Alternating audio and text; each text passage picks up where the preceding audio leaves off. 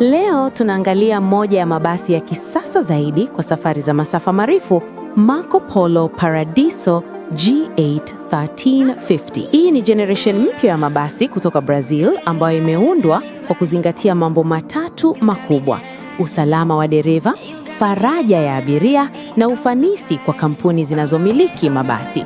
Katika video hii tutachambua muundo wake wa nje, teknolojia ya ndani, mazingira ya dereva, faraja ya abiria pamoja na vipimo halisi vya coach hii ya safari ndefu. Tutaangalia walichosema wabunifu wao kutoka kwenye document zao, ambapo wameweka taarifa za ufanisi kuhusu basi lao. Exterior design. Kitu cha kwanza kinachoonekana kwenye G8 ni muonekano wake wa kisasa. Muundo wa mbele umeboreshwa kwa aerodynamic design, ambayo inasaidia kupunguza upinzani wa upepo wakati basi linaenda kwa kasi. Hakuna utofauti na treni za kisasa. Faida yake ni matumizi ya mafuta yanapungua, safari inakuwa tulivu zaidi na basi linakuwa imara barabarani. G8 pia imewekewa full LED lighting system. Hii inajumuisha headlights za LED, daytime running lights pamoja na taa za nyuma za kisasa. Mbali na kuongeza mwanga wakati wa usiku, taa hizi pia zinaifanya coach ionekane ya kisasa zaidi barabarani. Driver area. Mazingira ya dereva kwenye G8 yameboreshwa. Dashboard imepangwa upya ili kuongeza visibility ya dereva. Pia vioo vya pembeni vimewekwa kwa sababu ili dereva aweze kuona vizuri magari yanayopita pembeni ya basi.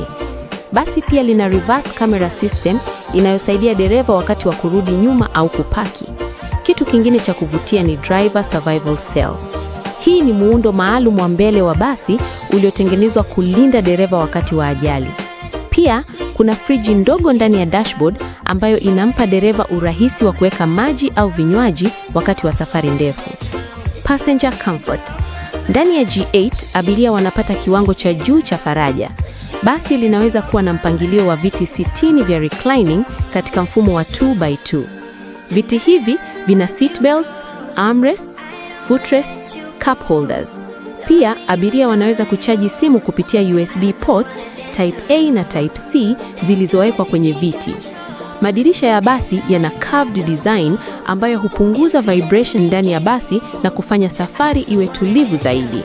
Interior technology G8 pia imeboreshwa katika upande wa burudani na teknolojia.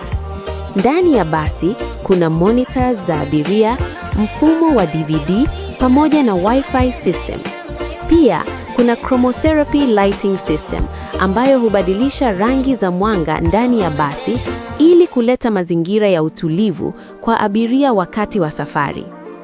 Sehemu za juu za kuweka mizigo pia zimeboreshwa na kuwekewa decorative lighting.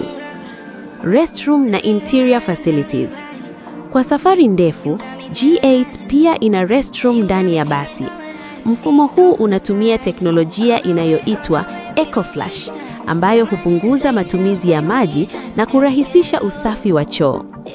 Baadhi ya mifumo pia ina UVC disinfection inayotumia mwanga maalum kuua bakteria na vijidudu.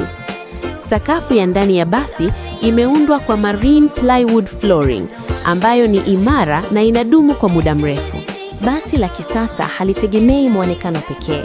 Nguvu halisi ya Marco Polo Paradiso G8 ipo kwenye mfumo wake wa injini na usafirishaji wa nguvu.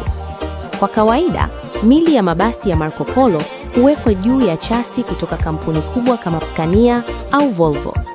Hapa ndipo injini kubwa za dizeli zenye nguvu huingia kazini, zikitoa torque kubwa inayoweza kuvuta uzito wa basi pamoja na mizigo katika safari ndefu za mamia ya kilomita.